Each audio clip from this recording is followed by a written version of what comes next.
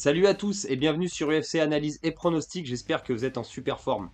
On va traiter aujourd'hui l'UFC Fight Night 250, Adesanya versus Imavov, et récap le PFL Champion Series Daghestan versus Irlande.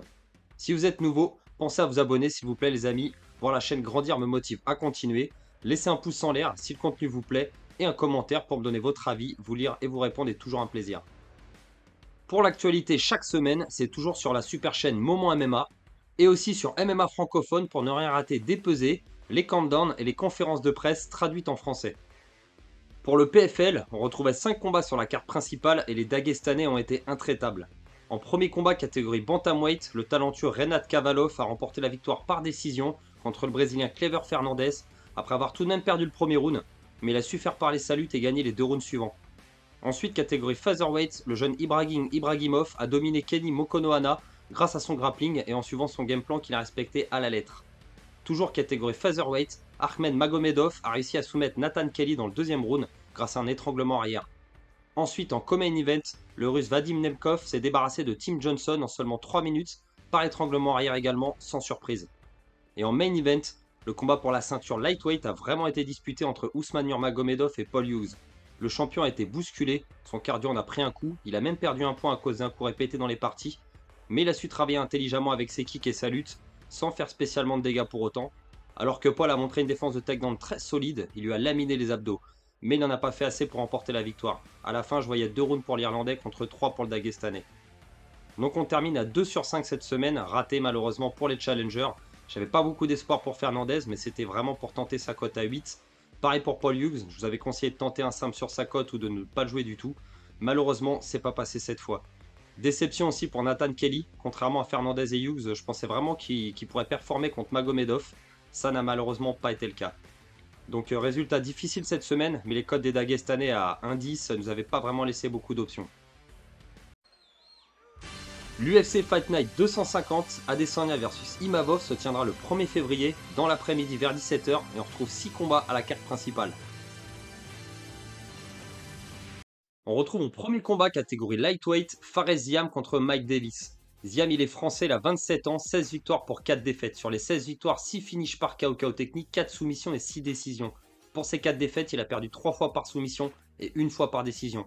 Son dernier combat, c'est une victoire par KO au 3e round contre Matt Frevola au mois de septembre 2024. Il est donc opposé à Mike Davis. Davis, il est américain, il a 32 ans, 11 victoires pour seulement 2 défaites. Sur les 11 victoires, 7 finishes par KO ou KO technique, 2 par soumission et 2 décisions. Pour ces 2 défaites, il a perdu 1 fois par soumission et 1 fois par décision. Son dernier combat, c'est une victoire par soumission au deuxième round contre Nathan Levy, c'était au mois de mars 2024. Pour les cotes, on retrouve favori l'américain avec une cote à 1,66 et une cote à 2,08 pour le français. Fares a une bonne défense en lutte, il se défend bien aussi contre la cage. Par contre, son grappling progresse, mais il a encore des failles, je pense, exploitables pour Davis.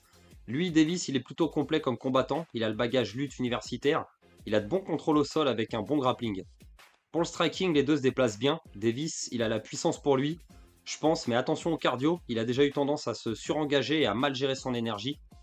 Il a une bonne boxe anglaise, il envoie de bonnes combinaisons. Pour les déplacements, Ziam il pourrait lui poser problème. Fares il pourrait exploiter les jabs et les kicks pour imposer son rythme. Alors les deux sont assez grands pour la catégorie, Ziam il a légèrement plus d'allonge. Ça pourrait être la clé pour tenter de garder l'américain à distance. Dans son dernier combat il a montré qu'il pouvait finir ses adversaires. Mais Matt Frevola je trouve qu'il était un peu friable déjà à mon avis. Et alors ils sont tous les deux sur 4 victoires d'affilée, donc ce combat est quand même assez important. J'espère que la pression de la performance ne pèsera pas trop sur les épaules de Ziam. Je pense légèrement quand même je penche légèrement en faveur de l'américain tout de même. Sa lutte peut gêner Fares, qui peut se retrouver sur le dos, une bonne partie du combat, subir du grand end-pound, être dominé au sol. Alors Fares peut réussir à éviter ce scénario, avec ses déplacements et sa précision dans les contres, mais ça me paraît risqué de partir là-dessus. Ça reste du 60-40 en faveur de Davis, même si je souhaite voir Ziam me faire mentir et l'emporter, je pense que l'américain peut lui poser des problèmes. Donc je vous conseille de choisir Mike Davis, mais surtout rester raisonnable. On retrouve ensuite catégorie Featherweight, Mohamed John Naimov contre Kanofli. Naimov il vient du Tadjikistan, il a 30 ans, 11 victoires pour 3 défaites. Sur les 11 victoires, 6 finishes par KO ou KO technique, 2 par soumission et 3 décisions. Sur les 3 défaites, il a perdu 1 fois par soumission et 2 fois par décision. Son dernier combat, c'est sa défaite par décision contre Felipe Luma au mois de juin 2024. Il est donc opposé à Kanofli, Canofli, il est australien d'origine turque, il a 31 ans, 11 victoires pour 3 défaites. Sur les 11 victoires, 2 finishes par KO technique, 5 soumissions et 4 décisions. Pour les 3 défaites, il a perdu une fois par KO et 2 fois par décision. Son dernier combat, c'est une défaite, donc sa défaite par KO contre Marion Santos en finale du TUF au mois d'août 2024. Pour les cotes, on retrouve favori, gros favori, une cote à 1,28 pour Muhammadjon Naimov contre une grosse cote à 3,30 pour Canofli. Alors Naimov, c'est un combattant plutôt complet, sans vraiment exceller dans un domaine particulier, et sa lutte offensive et son grappling sont plutôt corrects, mais la fatigue et une simple erreur dans son dernier combat lui a valu de se faire prendre le dos et de se faire étrangler, mais je pense qu'il a dû bosser pour ne pas reproduire ce genre d'erreur. Niveau striking, il a un bon jeu de kick assez varié, il se déplace bien dans la cage, il rentre pas dans des guerres d'échange incontrôlées, et dans son dernier combat contre Jamie Muller-Kay, qui s'était passé en lightweight, il se faisait un peu marcher dessus par la pression et le volume avant de réussir à gagner par KO technique sur un superbe contre. Khan, lui, il est bon au sol. Il a plusieurs soumissions à son arsenal. Je pense qu'il peut prendre l'avantage en cherchant à lutter contre la cage et en essayant de garder Naimov au sol. Mais par contre, s'il reste debout, ce sera risqué. Il s'était fait salement éteindre par KO contre Santos lors de la finale du TUF. Et Naimov, il aura probablement donc l'avantage debout et cherchera sûrement à éviter d'aller au sol avec Ofli. Donc c'est un combat quand même assez difficile à pronostiquer. Les deux, ils ont les clés pour gagner. Mais je pense plus en faveur de Naimov, qui a plus d'expérience à l'UFC, que son adversaire, qui lui n'a combattu côté UF pour le moment. Donc je vous conseille de choisir le favori, Muhammadjon Naimov, mais prudence, ce combat peut quand même prendre différentes tournures. On retrouve ensuite en troisième combat, catégorie Bantamweight, Saïd Nurmagomedov contre Vinicius Oliveira. Alors Saïd, il vient de Russie, d'Aghestan, il a 32 ans, 18 victoires pour 3 défaites. Sur les 18 victoires, 4 finishes par KO technique, 6 soumissions et 8 décisions. Pour ces 3 défaites, il a perdu 3 fois par décision. Son dernier combat, c'est une victoire par soumission au premier round contre Muin Gafurov, c'était au mois d'octobre 2023. Il est donc opposé à Vinicius Oliveira. Oliveira, il est brésilien, il a 29 ans, 21 victoires pour 3 défaites. Sur les 21 victoires, 16 finishes par KO ou KO technique, 2 par soumission et 3 décisions. Pour ces 3 défaites, il a perdu 3 fois par KO technique. Son dernier combat, c'est une victoire par décision unanime contre Ricky Simon, c'était au mois de juin 2024. Pour les cotes, on retrouve favori Nurmagomedov avec une cote à 1,58 et une cote à 2,23 pour le brésilien. Saïd, il a une lutte plutôt efficace, il a de grands segments, ce qui rend ses tentatives de soumission assez dangereuses. Vinicius, lui, il a une très bonne défense contre les takedowns, il se défend bien aussi contre la cage. Debout, le Dagestanais, il utilise bien son allonge. Il manque un peu de puissance, mais il compense bien par son volume. Le Brésilien, lui, il a de très bons kicks, il envoie des calves, des middle, une palette assez variée. Je pense que Saïd va chercher le combat au sol, tenter de presser le Brésilien contre la cage, éviter le striking autant que possible.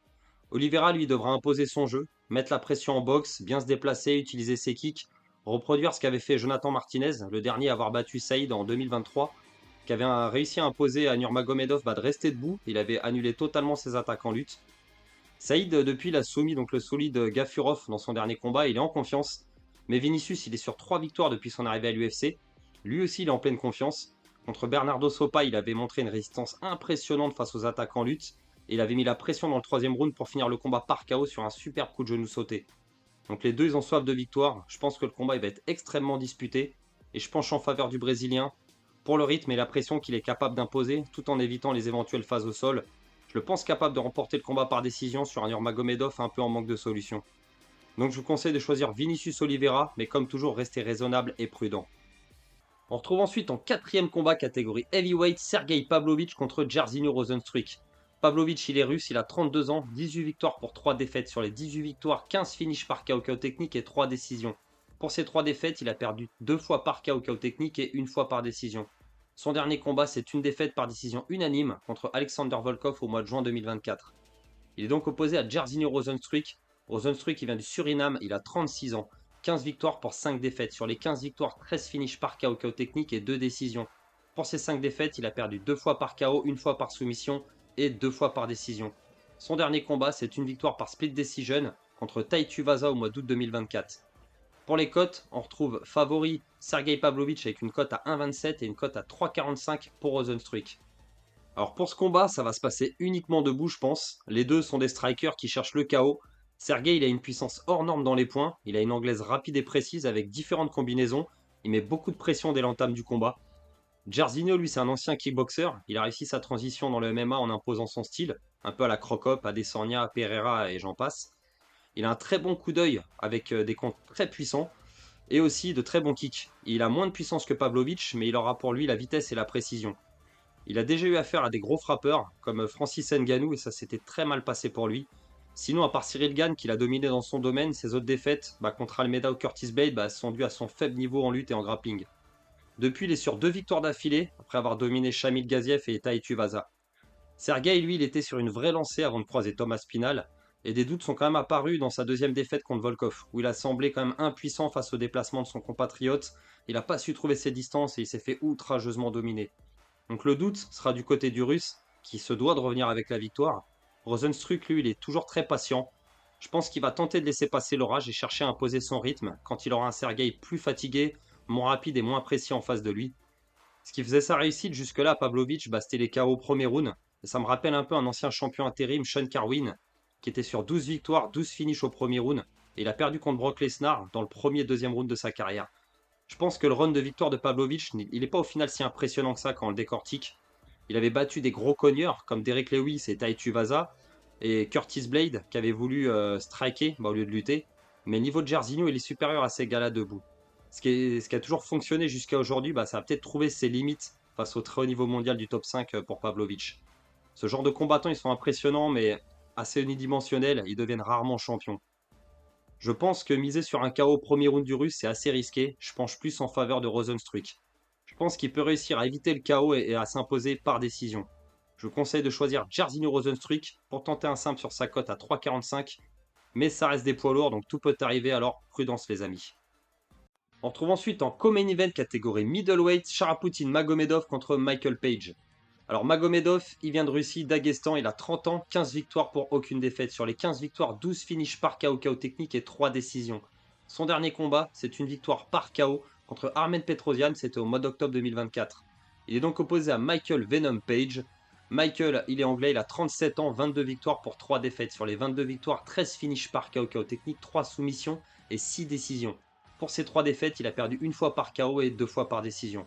Son dernier combat, c'est une défaite par décision unanime contre Yann Gary au mois de juin 2024. Pour les cotes, on retrouve favori Sharapoutin Magomedov avec une cote à 1,51 et une cote à 2,38 pour Michael Page. Alors Shara et Michael ont tous les deux une très bonne défense de takedown, mais on a à nouveau 2 strikers face à face. Donc Shara avec son passé en Muay Thai, c'est un Dagestanais mais il ne lutte pas. Il préfère chercher le finish par KO. Il a très bien réussi son entrée à l'UFC, il est sur 4 victoires d'affilée. Michael, lui aussi, c'est un striker d'élite, ancien champion du Bellator, où il a fait le plus gros de sa carrière en MMA.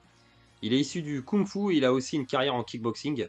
Donc Page, c'est un style vraiment spécial. Il a totalement dominé Kevin Holland dans son premier combat à l'UFC, en réussissant à frustrer l'Américain avec des déplacements et ses angles de frappe. Il a perdu son deuxième combat parce que Gary il a su mixer avec la lutte.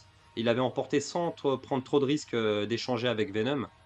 Mais Chara, lui, il va striker, je pense. Il va pas chercher à changer son style et tenter la lutte comme l'Irlandais Yann Gary. Lors de son dernier combat, Chara, il a affronté un ancien champion de Muay Thai, Armen Petrosian, et il a prouvé qu'il avait le niveau face à d'excellents kickboxers. Mais je pense que le style spécial de MVP peut sûrement lui poser problème. Dans ses précédents combats, Magomedov, il a subi la pression. Il s'est retrouvé coincé contre la cage contre Antonio Troccoli. Il s'était fait toucher durement au visage à plusieurs reprises. Mais pourtant, il n'a jamais vraiment l'air d'être dépassé non plus. Il arrive toujours à gérer l'agressivité adverse dans le premier round avant d'inverser la tendance dans les rounds suivants. Donc, à mon avis, les deux combattants vont venir avec leur style habituel. Même si je pense que MVP il peut poser des problèmes de distance aux Dagestanais, je penche plus sur la force de Chara à imposer son style. Mais le niveau d'adversité il augmente et le doute il plane toujours un peu avant chacun de ses combats. Mais je vais quand même rester sur le favori. Je vous conseille donc de choisir Sharapoutin Magomedov. Mais encore une fois, c'est très serré entre les deux, donc restez prudents. Et on retrouve en main event catégorie middleweight Israel Adesanya contre Nassourdine Imavov. Adesanya, il est nigérien, il a 35 ans, 24 victoires pour 4 défaites. Sur les 24 victoires, 16 finishes par KO technique et 8 décisions. Pour ces 4 défaites, il a perdu une fois par KO technique, une fois par soumission et 2 fois par décision. Son dernier combat, c'est sa défaite par décision contre Dricus du Plessis au mois d'août 2024. Il est donc opposé à Nassourdine Imavov. Imavov, il est français, il a 29 ans, 15 victoires pour 4 défaites. Sur les 15 victoires, 6 finishes par KO technique, 4 soumissions et 5 décisions. Pour ces 4 défaites, il a perdu une fois par soumission et 3 fois par décision. Son dernier combat, c'est une victoire par décision unanime contre Brendan Allen, c'était au mois de septembre 2024. Pour les cotes, on retrouve favori Adesanya avec une cote à 1,56 et une cote à 2,28 pour Imavov. Alors Israël, il a une très bonne défense en lutte, il résiste très bien contre la cage et il est vraiment difficile à amener au sol. Nassour, c'est la même, difficile à mettre sur le dos et si ça lui arrive, il est capable de recomposer sans prendre de dégâts. Mais de toute façon, il y a peu de chances que Adesanya tente un takedown, même s'il avait fait face à Pereira. Son passé en kickboxing au Glory, il a donné à Israël un striking supérieur au reste de la catégorie jusqu'à l'arrivée de Poatan. Et même s'il a perdu le premier combat, Izzy dominait la rencontre avant de subir le chaos technique dans le dernier round. Et il reste jusqu'à aujourd'hui quand même le seul à avoir su déjouer et mettre KO le Brésilien. Ensuite, pour sa défaite contre Strickland, je me suis dit à l'époque qu'il avait plus cette rage en lui qu'il avait à ses débuts. Et pourtant, contre Dricus, il était vraiment bien en jambes. Il dominait la rencontre, il a réussi à frustrer Duplessis avec ses déplacements et ses esquives du buste avant de se faire soumettre. Mais il m'a tout de même semblé revoir l'ancien Israël avant qu'il tape un petit peu rapidement à la surprise générale. Ce qui me laisse des doutes quand même sur sa réelle motivation aujourd'hui à affronter les meilleurs au monde après avoir gagné déjà 2 fois la ceinture middleweight. Nassour, lui, il a faim de victoire, il veut être champion sans aucun doute sur sa motivation. Il a une excellente boxe anglaise, il a de bons kicks et il sait rester patient. Mais s'il rentre dans le jeu d'Easy, je pense pas qu'il puisse dominer les débats. Je pense que la clé pour Imavov, ce sera de mixer avec la lutte contre la cage, style Greco un peu à la Randy Couture, et tenter de gagner des rounds de façon intelligente, en mettant beaucoup de pressing et en utilisant sa puissance de frappe sur les ruptures de contact. Aujourd'hui, je pense que Nassourdine, il a les armes pour battre un Israël un peu en fin de carrière, et s'il vient avec un bon game plan avec Nicole Haute dans son coin, il peut même trouver le finish dans ce combat. Il a la puissance nécessaire pour, même si je vois quand même au final une victoire à la décision. Avec les doutes sur la motivation d'Adesanya et 3 défaites en 4 combats, contre la détermination d'Imavov à atteindre la ceinture mondiale, ça me fait pencher en faveur du français. Je vous conseille donc de choisir Nassourdine Imavov tout en restant raisonnable sur vos mises les amis. Voilà, on en a terminé. Comme toujours, j'espère que ces pronos vont être bons et qu'il ne va pas y avoir de changement sur la carte principale. Si ça arrive d'ici samedi, je le mettrai en commentaire épinglé comme d'habitude. On se retrouvera la semaine prochaine pour traiter l'UFC 312 Duplessis versus Strickland numéro 2. On aura également Zangueli face à Tatiana Suarez pour la ceinture strawweight ou encore Justin Tafa et Jimmy Crute sur la carte principale. Maintenant, il ne me reste plus qu'à vous dire de faire très attention avec les paris sportifs, c'est dangereux et risqué. Jouez toujours de façon ludique et réfléchie de l'argent que vous pouvez vous permettre de perdre. C'est bien entendu interdit aux moins de 18 ans. Si jamais vous êtes en détresse d'argent, n'hésitez pas à appeler le numéro qui est affiché à l'écran pour vous faire aider. Sur ce, je vous souhaite une excellente soirée, je vous dis à la semaine prochaine. Ciao à tous.